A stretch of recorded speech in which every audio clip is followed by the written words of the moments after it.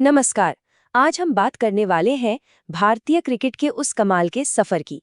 एक ऐसा सफर जिसने इस खेल को सिर्फ एक खेल नहीं बल्कि एक जुनून बना दिया।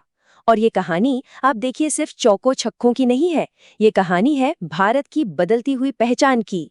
तो सवाल यही उठता है कि आखिर अंग्रेजों का ये खेल भारत का जुनून बन कैसे गया।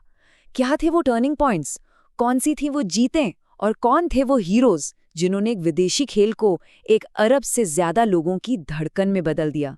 चलिए इस सफर पर निकलते हैं। तो हमारी कहानी की शुरुआत होती है आज से करीब करीब 300 साल पहले, जब इस खेल के बीज पहली बार भारतीय जमीन पर बोए गए। अब देखिए कहानी शुरू होती है 1721 में। ब्रिटिश नाविक गुजरात के तट पर क्रिकेट खेलते हैं, लेकिन इस खेल को भारतीय हाथों तक पहुंचने में काफी वक्त लग गया। फिर 1877 में पारसी समुदाय आगे आया और उन्होंने बनाई भारत की पहली क्रिकेट टीम। इतना ही नहीं, 1886 में ये टीम इंग्लैंड का दौरा भी करती है। और फिर एंट्री होती है महाराजा रणजीत सिंह जी की, एक ऐसा लेजेंडरी बल्लेबाज जिसने खेला तो इंग्लैंड के लिए, लेकिन दुनिया को अपने टैलेंट से हैरान कर दिया। और उनका टैलेंट कितना जबरदस्त था, इसका अंदाजा फादर ऑफ क्रिकेट कहे जाने वाले WG ग्रेस के इस बयान से लगा सकते हैं। उन्होंने कहा था, अगले 100 सालों तक रणजीत सिंह जैसा बल्लेबाज दुनिया में नहीं मिलेगा। सोचिए, ये बात साफ दिखाती है कि भारत में टैलेंट की कभी कोई कमी नहीं थी, बस एक मंच चाहिए था। और वो मंच आखिरकार मिला साल 1932 में। ये वो साल था जब भारत ने इंटरनेशनल क्रिकेट की दुनिया में अपना पहला ऑफिशियल कदम रखा। तारीख थी जून 1932 और मैदान था लॉर्ड्स का ऐतिहासिक ग्राउंड। भारतीय टीम अपना पहला टेस्ट मैच खेलने उतरी थी। ये कोई छोटा मोटा पल नहीं था, ये वो लम्हा था जिसने भारत को दुनिया के क्रिकेट मैप पर लाकर खड़ा कर दिया। हाँ, ये सच है कि भारत ये मैच 158 रनों से हार गया, लेकिन हार के बावजूद हमारे खिलाड़ियों ने एक अलग ही छाप छोड़ी। कप्तान CK नायडू ने बल्ले से दम दिखाया, तो वहीं तेज गेंदबाज मोहम्मद निसार ने तो कमाल ही कर दिया। पहली ही पारी में 5 विकेट लेकर इंग्लैंड को चौंका दिया।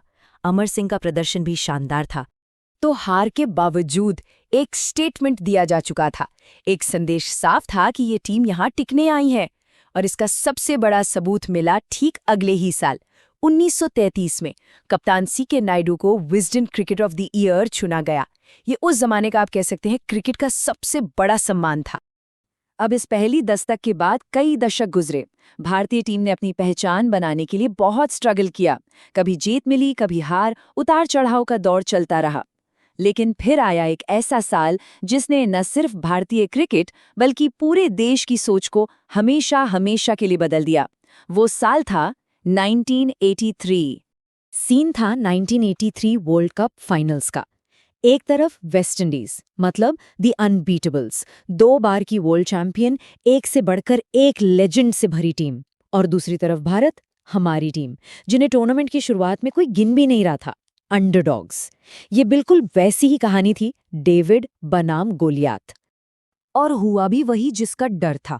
भारत ने पहले बैटिंग की और स्कोर बनाया सिर्फ 183 रन। अब सोचिए, वेस्ट इंडीज की उस तूफानी बैटिंग लाइनअप के सामने ये स्कोर क्या था? बिल्कुल ना के बराबर, लगभग नामुमकिन। कई फैंस ने तो टीवी बंद कर दिए थे, उम्मीदें टूट चुकी थी। लेकिन उस दिन लॉर्ड्स की उस बालकनी पर इतिहास लिखा जाना बाकी था। कपिल देव की धुरंधरों ने उस छोटे से स्कोर को ऐसे डिफेंड किया कि पूरी दुनिया देखती रह गई। और वो जीत, वो सिर्फ एक क्रिकेट मैच की जीत नहीं थी, वो एक नए भारत के आत्मविश्वास का ऐलान था। उस एक जीत ने पूरे देश में एक नई जान फूंक दी थी। और 1983 की उस जीत के बाद जो हुआ, वो सच में एक क्रांति थी, एक रेवोल्यूशन। क्रिकेट अब सिर्फ एक खेल नहीं रह गया था। इस एक जीत ने कमर्शियल मौकों के सारे दरवाजे खोल दिए। अचानक से क्रिकेटर्स विज्ञापनों में नजर आने लगे।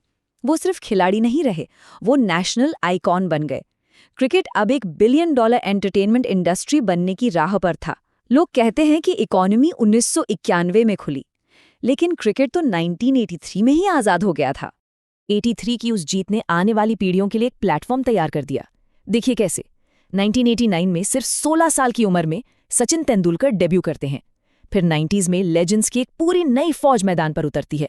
और फिर 2007 में भारत पहला T20 वर्ल्ड कप जीतता है और एक नए दौर का आगाज करता है।